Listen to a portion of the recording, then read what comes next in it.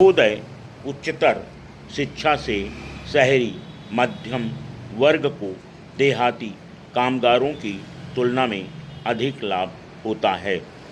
सघन कृषि या पैदावार बढ़ाने में भी वही आगे होते हैं जिनके पास पहले से ही सिंचाई की सुविधा है और वह लोग जिनकी खेती वर्षा पर निर्भर रहती है इतना नहीं कर पाते। यहाँ तक कि पुस्तकालयों से भी जिनके संबंध में कोई विवाद नहीं उन्हीं को लाभ होता है जो पढ़े लिखे हैं, न कि वह जो निरक्षर हैं। इस तरह हमारे अधिकांश विकास कार्यक्रमों से गरीब और कमज़ोर जहाँ के तहाँ रह जाते हैं और संपन्न लोग और संपन्न हो जाते हैं। इस ढंग से विशेषताएं बढ़ती हैं।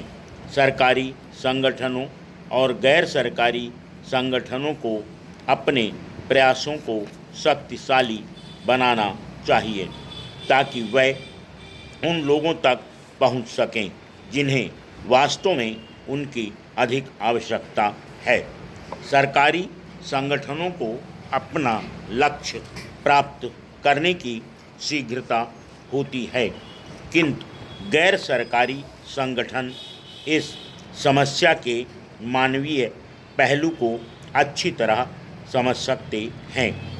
आपके अधिवेशन का विषय है 10 करोड़ जोड़ों के लिए परिवार नियोजन।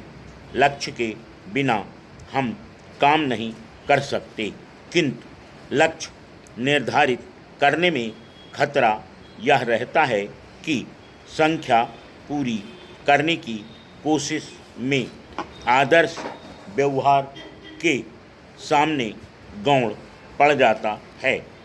लक्ष्य पर आधारित काम में दूसरा खतरा यह होता है कि केवल लक्ष्य प्राप्त करने पर अधिक ध्यान दिया जाता है तथा काम करने को सुदृढ़ करने के लिए बाद में काम करते रहने और देख रेख पर बहुत कम ध्यान दिया जाता है।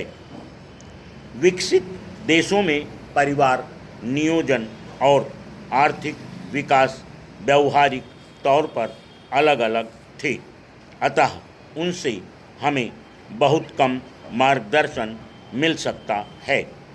उनका समाज, धर्म और राज्य सभी परिवार नियोजन के विरुद्ध थे। फिर भी जन्म दर कम हो गई क्योंकि विवाहित दंपति छोटा परिवार चाहते थे। उन सभी देशों में परिवार नियोजन का प्रचलन था। इसका ठोस कारण ये था कि वह पहले से ही उन्नत कर चुके थे और इससे वह उन्नति की कामना करने लगे थे।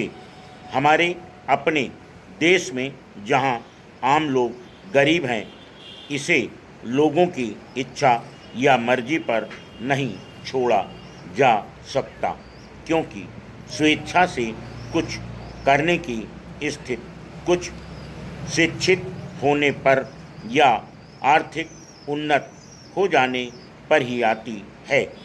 यह इसलिए भी है कि हम वैसी चेतना देश में आने तक इंतज़ार नहीं कर सकते। Full stop.